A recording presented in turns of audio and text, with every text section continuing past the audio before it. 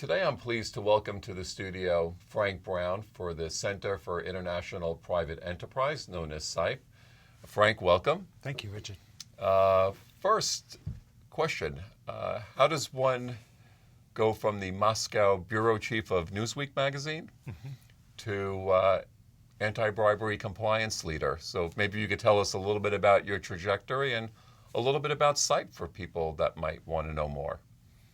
So I'll start with CIPE, which is a little easier. Okay.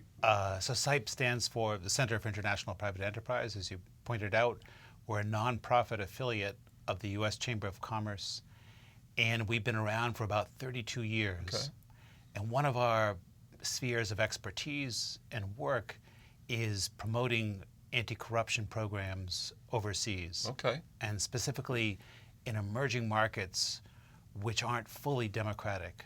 So we have a fairly narrow niche, but certainly lots of candidates in terms of countries to work in. And our work in the last 3 or 4 years has focused upon supporting mid-sized enterprises in emerging markets to put in place anti-corruption compliance programs. Okay.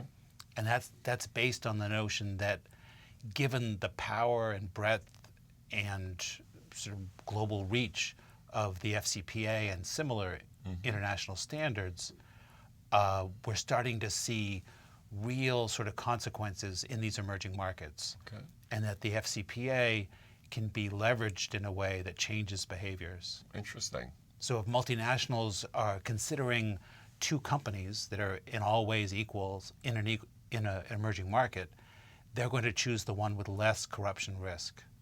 And we use that basic fact to encourage companies to take part in our anti-corruption compliance training. Okay. So I've got a couple more questions about that, but first a sentence about the Moscow bureau chief. Which is a more difficult question. Okay. But yes, I worked in journalism for about 15 years, 11 years based in Moscow, working throughout the former Soviet Union, covering conflicts, covering business, covering religion. Wow. And in my time there, one of the most fascinating things to me was to witness the end of one belief system, communism, and the degree to which the vacuum that resulted led to a sort of mass effort to identify a new set of values. And at one point, those values were purely sort of capitalistic. And we've seen all kinds of twists and turns and changes since then.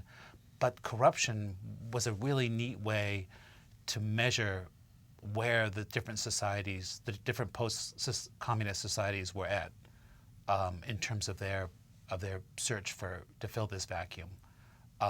And that eventually I left journalism, ended up in development after rehabilitating myself as a journalist Right. into development person by going to grad school, and was naturally drawn to this subject of anti-corruption compliance. Well, you really saw it firsthand in Moscow, didn't you? I did, on a sort of very daily human level. Sure. When it came to healthcare or traffic enforcement. Right. To much grander levels that involved multinational companies and contract killings and that sort of thing. I once heard that called the economics of the roadblock. Exactly. Right? Yeah. So in your piece on the FCPA blog, you talked about sort of entities, intermediaries, third parties in these emerging markets as being part of the global supply chain and wanting to be a more robust and responsible part of that ecosystem. And you talk about certain gaps, how multinationals are very concerned with ethical business practices, they're concerned about the law, and they really want to mitigate risk. Where the gap between that mentality and the entities that exist in these frontier or emerging markets is they're a little bit overwhelmed. They might not have the resources, they might not have the wherewithal internally or otherwise to really sort of understand how to operate in this environment.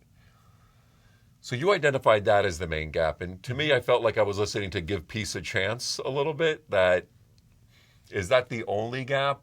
I mean, or do you see that as the major gap in that, from my experience, I still have seen so many of these third parties in emerging markets as not taking it seriously, not even wanting to take it seriously, but certainly not resisting signing paperwork that they will adhere to it.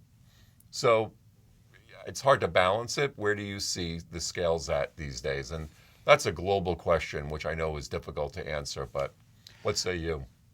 Well, I think that your question's a very, very good one because certainly there are many, many companies that are willing to sign off on all sorts of pledges and agreements and commitments, which they have no intention of following through on when it comes to putting in place anti-corruption compliance programs. And so to make sure that's not occurring, it behooves the multinationals to follow through and make sure that there are robust, organic programs in place, that folks who are violating policies are being fired, that the people at the very, very top are regularly communicating the importance of this. All those things are important. But I think globally, we're seeing a level of awareness of this issue at an all-time high. Okay.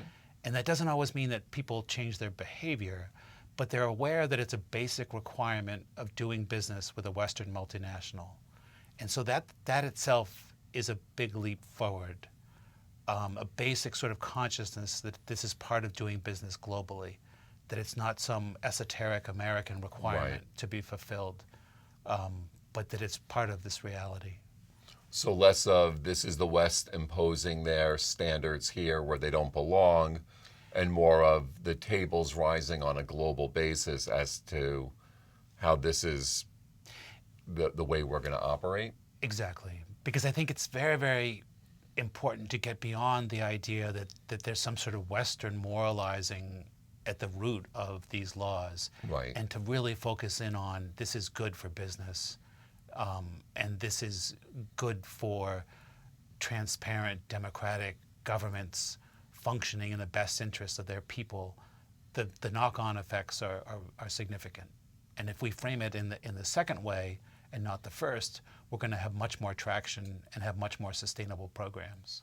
Do you think this world of hyper-transparency, which Allison Taylor and James Cohn recently wrote about in the FCPA blog, do you think that's having an impact that we seem to find out through real-time digital media, everything that seems to be going on in the world real-time?